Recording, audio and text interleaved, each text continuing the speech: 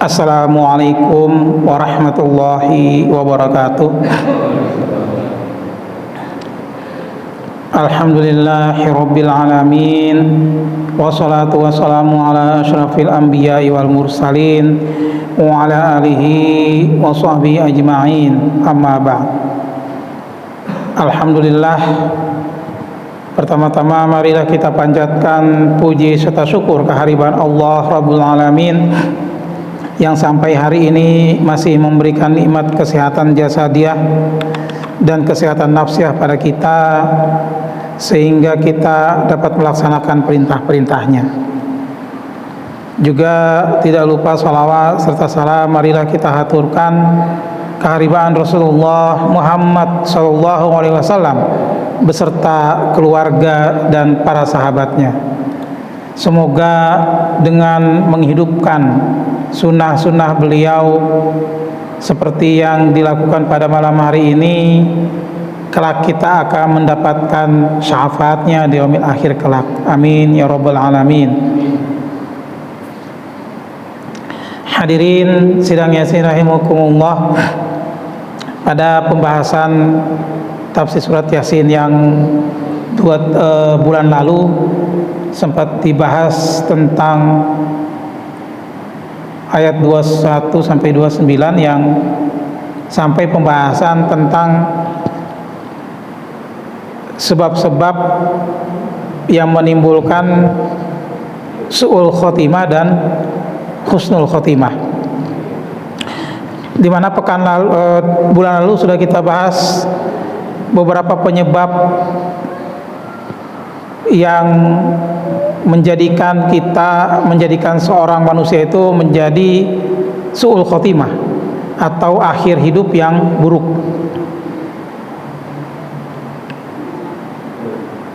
Di antara yang pernah dibahas adalah penyebab dari akhir hidup yang buruk adalah pertama, panjang angan-angan, kemudian masih menyukai perbuatan-perbuatan maksiat, di mana kalau dalam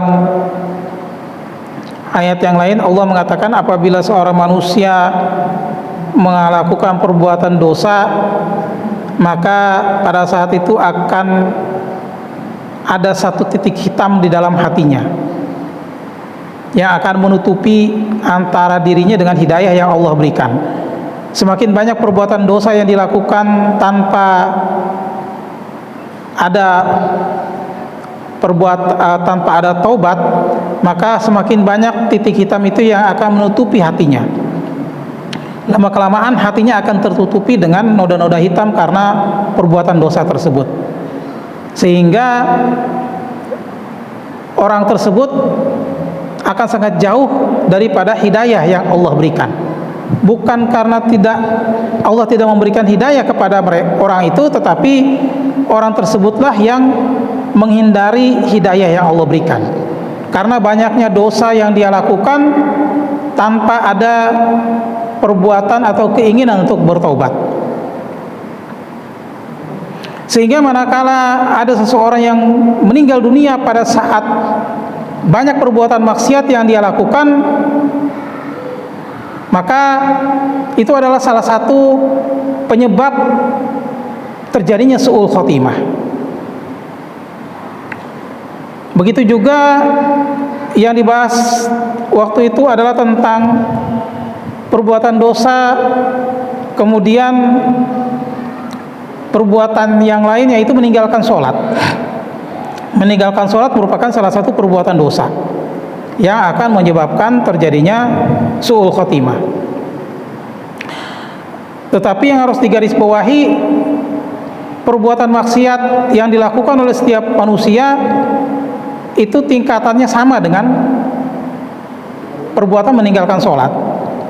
Sehingga jangan sampai ada anggapan bahwa selama ini ada yang mengatakan minum khamar boleh, berzina boleh, asal jangan meninggalkan sholat. Itu pernyataan yang salah. Yang benar berzina tidak boleh, minum khamar tidak boleh, dan tidak boleh meninggalkan sholat. Jadi meninggalkan sholat itu salah satu perbuatan dosa. Tetapi berzina juga salah satu perbuatan dosa. Minum khamar salah satu perbuatan dosa. Jadi tidak boleh menganggap bahwa semua perbuatan dosa itu akan hilang dengan tidak meninggalkan sholat.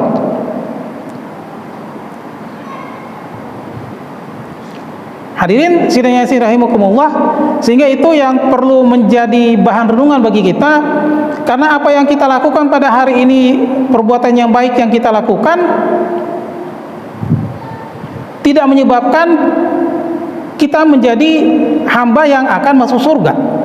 Karena masuk surga atau neraka seorang manusia itu adalah berdasarkan hidayah, maghfirah, dan kasih sayang Allah. Seseorang itu masuk surga bukan karena kehebatan dia beribadah sepanjang tahun tanpa melakukan perbuatan yang lain, kehebatan dia bersedekah sebesar-besarnya, tapi seseorang itu bisa masuk surga karena rahmat dan kasih sayang Allah, bukan karena kehebatan kita beribadah. Sehingga jangan sampai meremehkan perbuatan dosa, karena satu kali perbuatan dosa yang dilakukan akan menyebabkan titik hitam yang ada di dalam hatinya.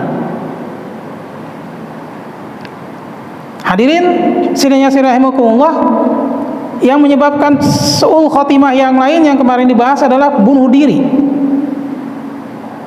Karena bunuh diri itu berbeda dengan mati syahid.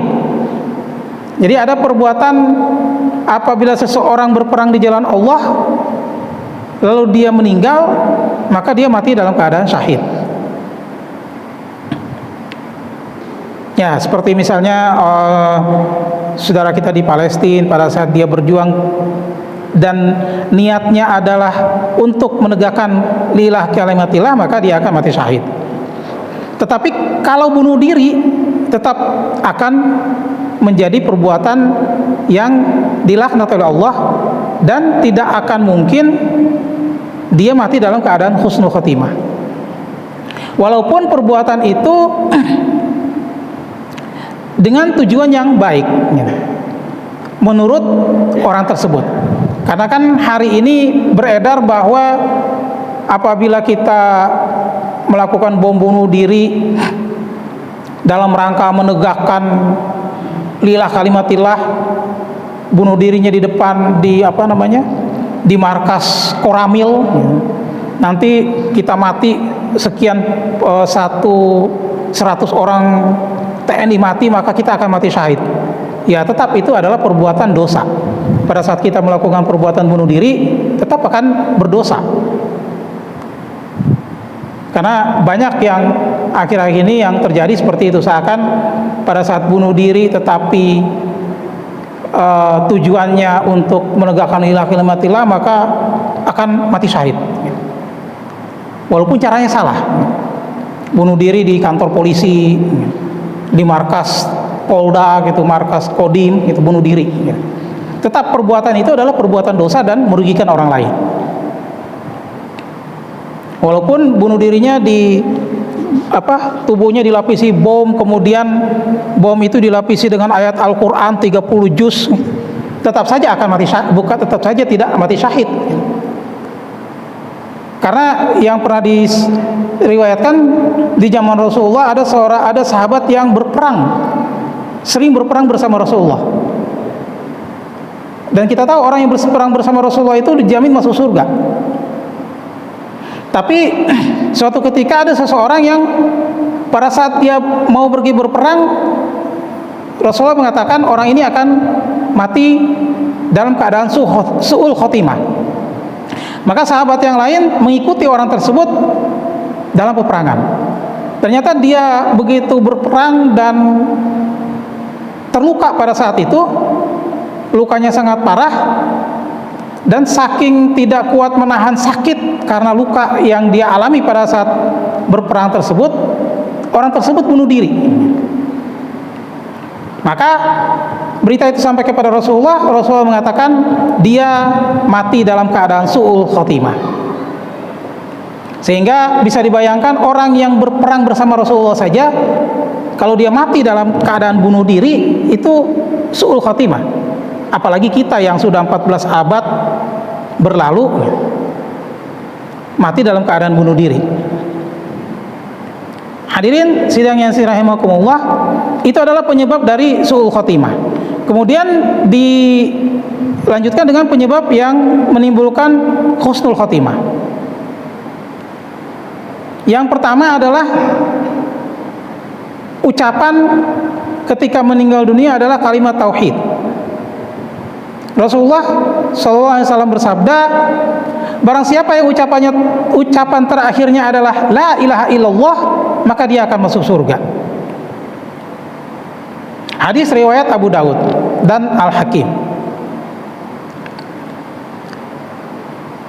Tentunya menjaga atau memastikan seseorang di akhir hidupnya mengucapkan la ilaha illallah bukanlah perkara yang mudah. Karena di akhir kehidupan manusia, maka di situ akan datang iblis yang akan mengganggu manusia, setan yang akan mengganggu orang tersebut untuk tidak bisa mengucapkan la ilaha illallah. Karena dalam suatu kisah, pamannya Nabi saja pada saat akan meninggal dunia ditemani oleh Rasulullah di sebelah kanan dan sebelah kirinya Abu Jahal. Sementara dua-duanya adalah saudara. Abu Jahal masih saudaranya Rasulullah.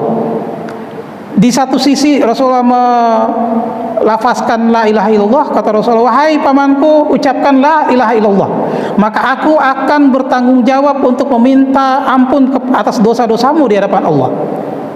Tapi di sisi yang lain Abu Jahal mengatakan, wahai saudaraku, janganlah engkau melupakan agama nenek moyangmu apabila engkau masih ingin dianggap sebagai keturunan bangsawan.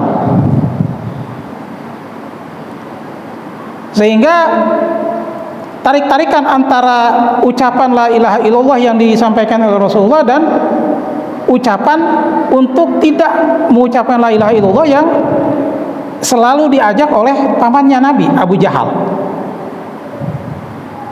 Maka akhir hidupnya dia tidak sempat mengucapkan la ilaha illallah karena begitu kuatnya tarikan ajakan dari orang yang terdekatnya. Sehingga ucapan la ilaha illallah bukanlah sesuatu yang mudah di akhir hayat. Itu akan selalu akan berakhir, akan berjalan dengan sendirinya manakala orang tersebut melakukan perbuatan-perbuatan baik selama hidupnya. Sehingga setiap sahabat pada saat akan tidur di akhir waktu di malam hari, dia akan berpikir berapa banyak dosa yang telah dia lakukan, akan menghitung berapa banyak dosa yang dia lakukan dari pagi sampai malam hari, dan dia berusaha untuk bertaubat ke hadapan Allah. Karena pada saat tidur maka ruh manusia itu akan ditahan oleh Allah. Manakala Allah tidak mengembalikan, maka dia akan meninggal dunia. Begitu Allah mengembalikan, dia akan bangun kembali di pagi hari. Maka di waktu akhir malam, setiap sahabat selalu berusaha untuk menghisap dirinya, berapa banyak dosa yang dia lakukan. Karena mereka takut kalau pada saat meninggal dunia masih banyak dosa yang belum dia bertobat kepada Allah Subhanahu wa taala. Hadirin sidang yang rahimakumullah, penyebab husnul khotimah, mati dalam keadaan baik yang lain adalah mati dalam keadaan syahid dengan tujuan meninggikan dan menegakkan kalimat Allah di muka bumi. Sehingga Allah berfirman di surat Al-Imran ayat 169 bahwa janganlah kalian mengira orang-orang yang terbunuh di jalan Allah itu mati, bahkan mereka hidup di sisi Rabb mereka dengan diberi rizki. Sehingga orang-orang yang berjuang membela, mempertahankan agama Allah, maka dia akan mati dalam keadaan syahid.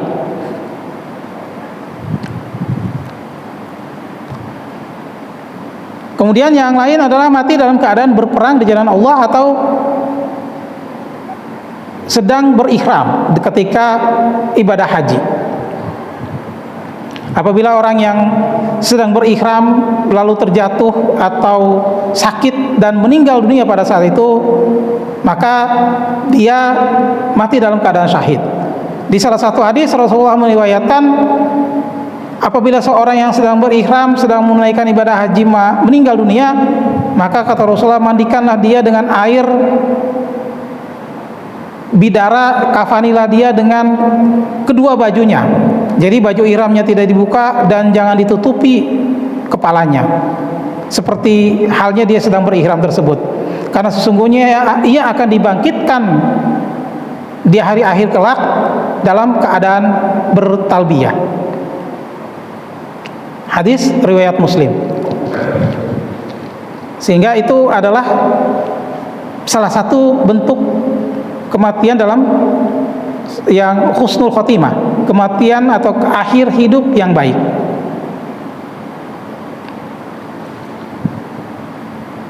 Hadirin sidang yang rahimakumullah, penyebab husnul khotimah yang lain adalah dalam salah satu hadis diriwayatkan Rasulullah bersabda, yang artinya barang siapa yang mati dalam keadaan membela, mempertahankan hartanya, maka dia syahid.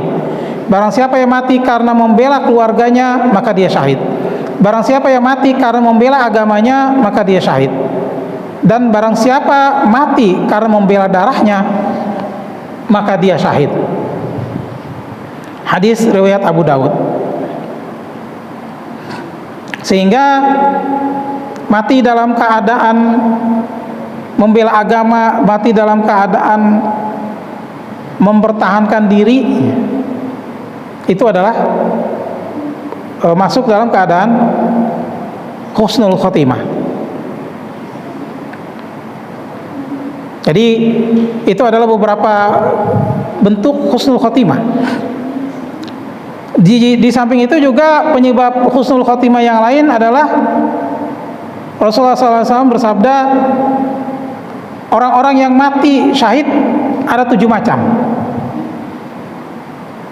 Selain terbunuh di jalan Allah, orang yang terkena wabah ta'un, dia akan syahid.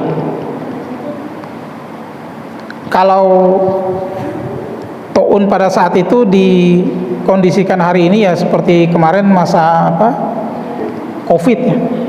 Kondisinya sangat parah, sehingga apabila orang-orang yang mati dalam keadaan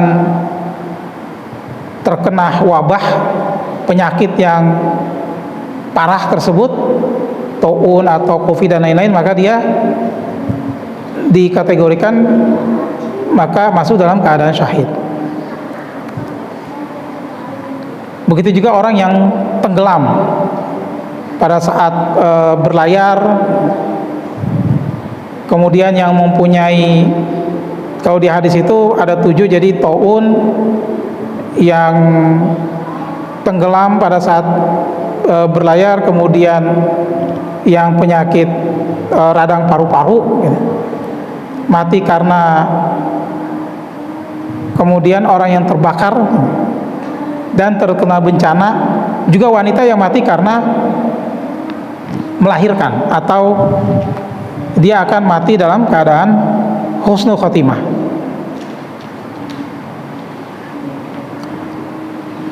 Hadirin sidang yasin rahimakumullah,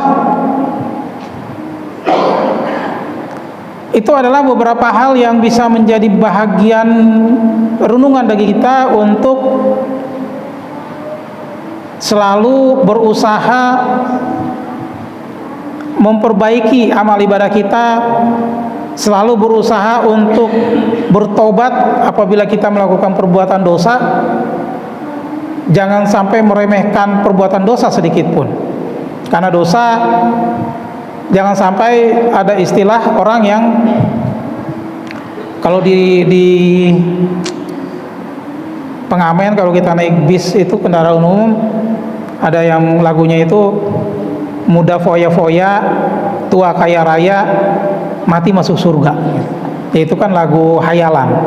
Tidak akan mungkin dia foya-foya, tidak beribadah, itu mati akan masuk surga, tidak akan mungkin terjadi.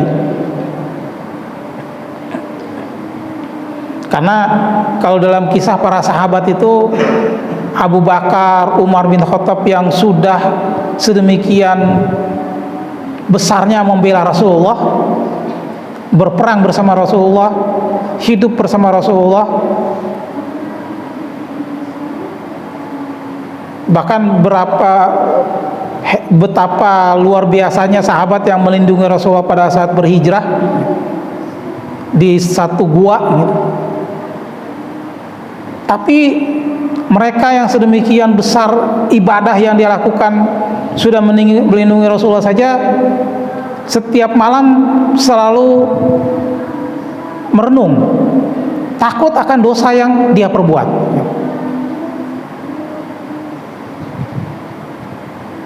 Padahal kalau dilihat sedemikian besar pahala yang dia lakukan, berlindungi Rasulullah SAW.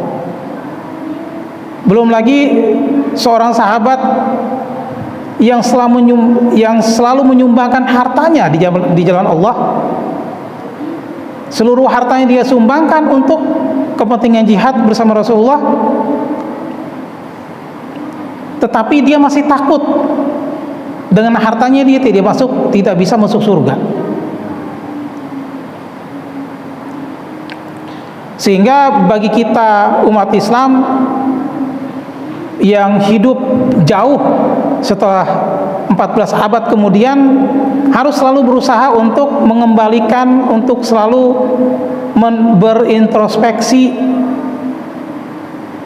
terhadap diri kita, terhadap apa yang telah kita lakukan, dan selalu berusaha untuk bertobat dari perbuatan dosa. Jangan ditunggu, jangan menunda taubat, atau jangan menemani perbuatan baik dengan perbuatan buruk. Jangan mengatakan bahwa kita sudah berbuat pahala nih, nanti kita dosa sedikit nggak apa-apa lah, nanti kita beribadah lagi dapat pahala lagi, nanti kita berbuat dosa lagi. Karena kan kita tidak tahu perbuatan baik yang kita lakukan pahalanya berapa besar, perbuatan dosa yang kita lakukan berapa besar. Apakah perbuatan dosa itu lebih kecil daripada pahalanya, atau lebih besar dosanya daripada pahala yang kita lakukan? Sehingga jangan sampai kita membandingkan perbuatan, menyamakan atau menutupi perbuatan dosa dengan perbuatan baik. Apabila berbuat dosa maka bertaubat. Maka taubat itulah yang harus sering dilakukan oleh kita sebagai seorang muslim. Hadirin sidang Yasin rahimakumullah, itu adalah beberapa hal yang bisa disampaikan dalam tausiah kali ini, yang bisa menjadi bahan renungan bagi kita dalam selalu berintrospeksi, selalu mempersiapkan diri dalam perjalanan hidup yang panjang nanti. Karena kehidupan di alam dunia ini hanya singkat. Kalau yang sudah umur 50 tahun, jatah umurnya 70 tahun, berarti tinggal 20 tahun lagi. Kalau yang jatah umurnya 80 tahun, berarti tinggal 30 tahun lagi. Kalau yang jatahnya cuma 10 tahun, yang umurnya 50, berarti tinggal 10 tahun lagi. Dan waktu 20 tahun itu sangatlah singkat. Dari tidak terasa 20-30 tahun yang lalu kita masih SD, pada saat pulang kampung seakan hanya beberapa saat, beberapa waktu yang lalu kita SD, ternyata sekarang sudah punya anak besar atau sudah punya cucu. Sehingga waktu 30 tahun itu berlalu sangatlah cepat. Artinya janganlah menunda kesempatan untuk bertobat agar kita bisa bersih dari perbuatan dosa. Demikianlah yang bisa disampaikan dalam tausiah ini. Kurang lebihnya mohon maaf. Wassalamualaikum warahmatullahi wabarakatuh.